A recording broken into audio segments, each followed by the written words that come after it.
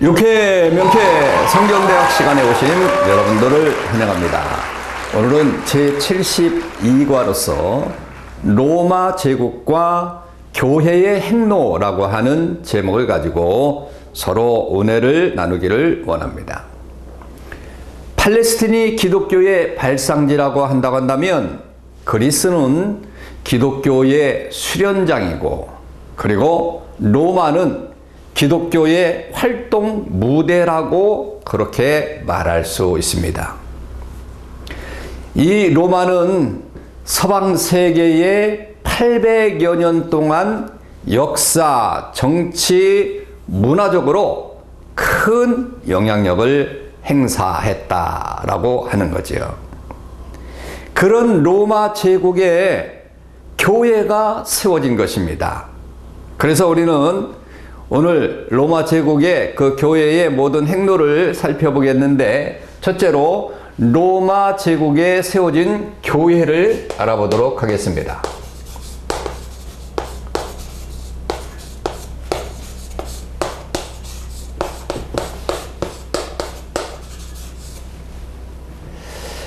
로마 교회는 사도들이 로마에 가기 전에 이미 교회가 세워져서 크게 성장을 하고 있었습니다. 사도행전 2장에 나타난 대로 로마에서 온 유대인과 유대교에 들어온 사람들이 예루살렘에서 오순절 성령의 강림을 체험하고 로마에 가서 교회를 세웠을 가능성이 아주 높습니다. 사도행전 2장에서 성령의 충만을 받은 오순절 다락방에서 성령 충만 받은 그런 백성들이 하나님의 말씀을 전하기 위해서 로마에 가서 교회를 세웠을 가능성을 가지고 있는 거죠. 다만 알 수 있는 것은 뭐냐면 그들의 믿음이 온 세상에 전파되어서 사도들이 로마에 가기 전에 이미 훌륭한 교회가 이룩되어 있었다고 하는 사실은 분명한 거죠. 그래서 이러한 믿음이 마침내 길고도 참혹한 그런 로마의 박해를 견디어서 승리할 수 있었던 거죠.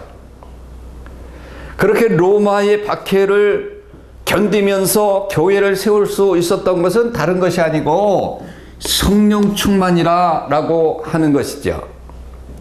그래서 우리가 이 성령 충만한 백성들이 교회를 세웠을 때 어떠한 그런 박해가 있었느냐, 로마 제국의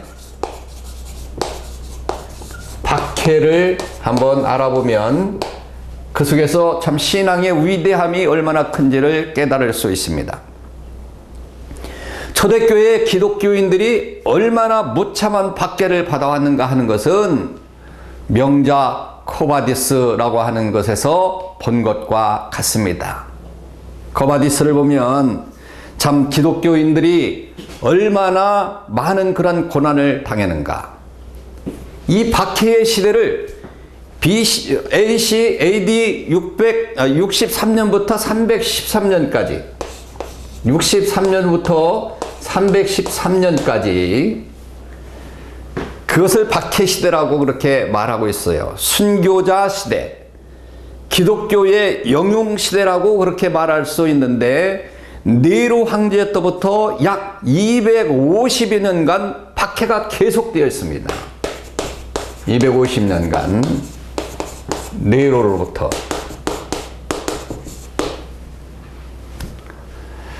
여러분, 이 250년이라고 하는 세월이 긴 겁니다.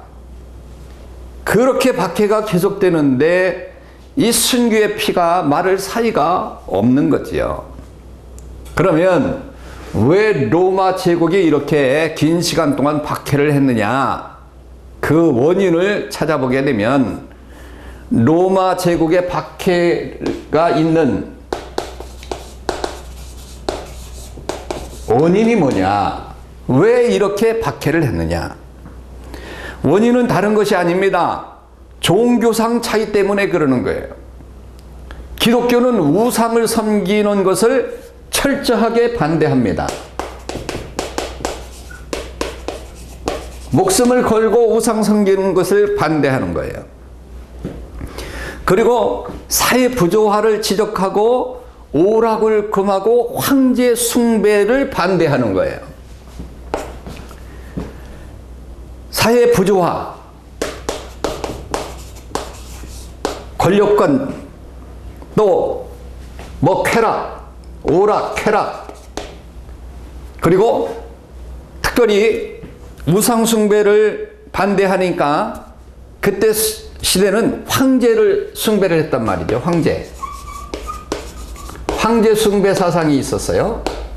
그리고 이런 것들을 반대하니까 자기들이 세상을 다스리고 있는 그런 것에 반대하니까 그러는 겁니다. 그리고 세상의 나라는 망하고 하나님 나라가 영원할 것이다 라고 그렇게 외치니까 박해를 가하기 시작한 거죠. 그래서 박해의 방법을 보게 되면 사회에서 추방을 시켰습니다. 그리고 직업과 사업을 방해를 했습니다. 인정을 하지 않은 거예요. 그래서 그들은 화형을 하고 십자가형을 하고 맹수와 결투 등으로 박해를 그렇게 했다라고 하는 거지요. 그래서 두 번째로 이 10대 박해 사건과 순교자들을 우리가 한번 보게 되면 10대 박해 참 유명한 거 아닙니까? 힘들고 어려운 그런 시간이었죠. 먼저는 네로가 있습니다. 네로의 박해. 54년부터 58년까지 로마시 방화자라고 하는 그런 제목을 세웠어요. 기독교인들이 방화를 했다. 그래서 베드로, 바울이 처형을 당하게 되죠. 정말 힘들고 어려운 그런 순교의 사건이 발생한 겁니다. 그리고 두 번째는 도미시안 박해가 있습니다. 도미시안 박해. 새로운 국가를 세운다고 재산을 몰수하고 사도 요한을 밤모섬에 유배시키고 카타콤 묘지 속에서 사는, 동굴 속에서 사는 그런 박해를 했습니다. 세 번째 박해는 트레인이라고 하는 박해입니다. 98년부터 117년까지 비밀 결사대를 조직했다. 그래서 불살라 죽이고 ig나티우스가 맹수의 밥이 됐습니다. 그리고 하트리안 박해가 있습니다. 하트리안 박해. 이 하트리안 박해는 118년부터 138년까지 기독교 지도자들을 다 축출시켜버리는 거예요. 그리고 아우레리어스 박해, 다섯 번째.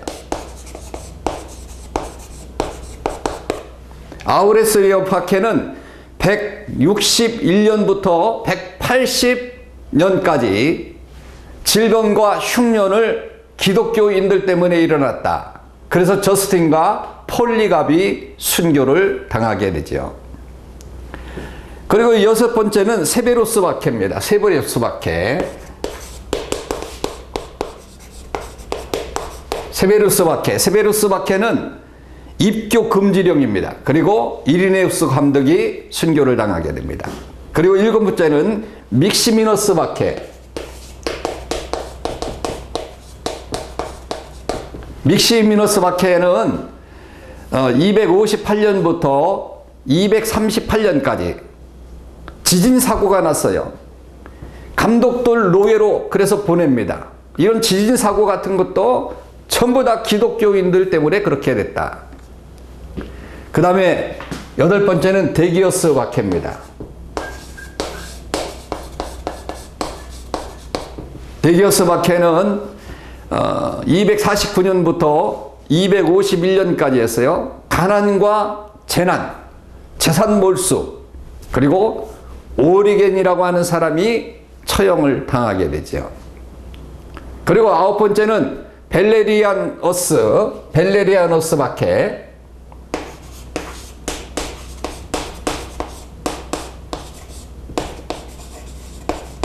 벨레리아노스 박해가 일어났는데 253년부터 260년까지입니다. 병이 난무하고 흉년으로 모든 재산을 몰수하고 예배를 금지시키고 키프리안이 사형을 당합니다. 그리고 마지막으로 10번째 박해는 디오클레티아노스 박해. 10번째는 디아노스 박해. 284년부터 305년까지 성경을 전부 다 불태워버리고 또 교회를 부숴버리고 교인들을 불살라 죽여버리는 겁니다. 이러한 10대 박해가 일어났다.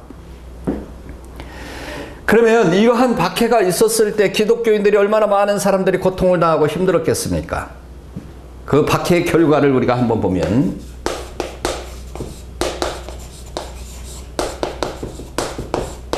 박해의 결과는 십자가의 승리입니다.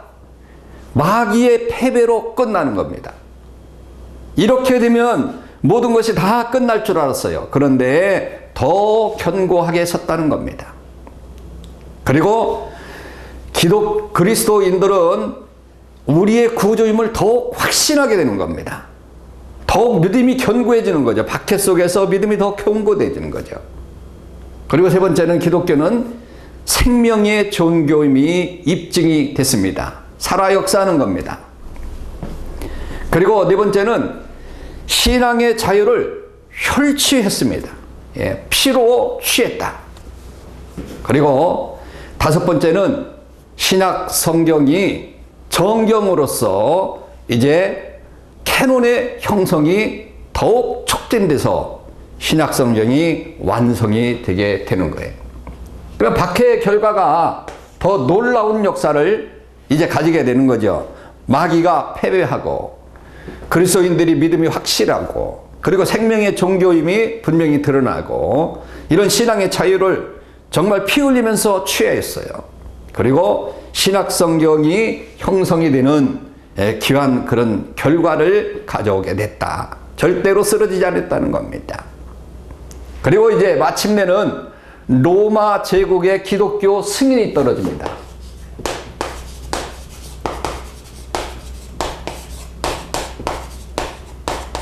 인정한 거죠. 승인이 떨어진 겁니다. 오랫동안의 그 치아와 같은 서름을 겪어오던 교회가 AD 313년에 로마 제국의 공인을 얻게 되는 거죠.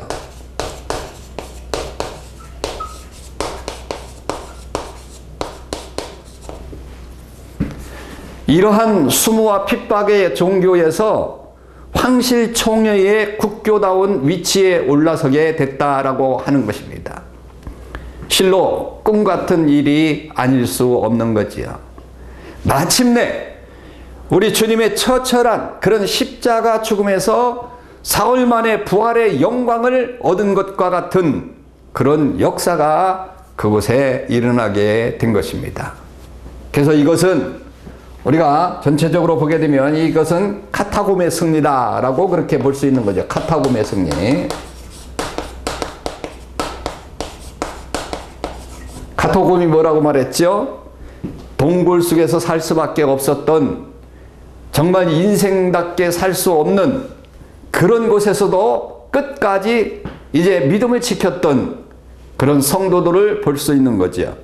로마 제국을 뒤엎고 그리스도의 계절이 오게 한 힘은 카타콤 교회의 신앙이었습니다.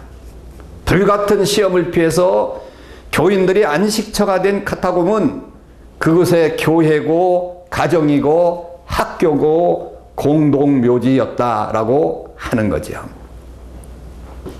그리고 두 번째는 콘스탄틴 대제의 밀라노 칙령이 일어나게 됩니다.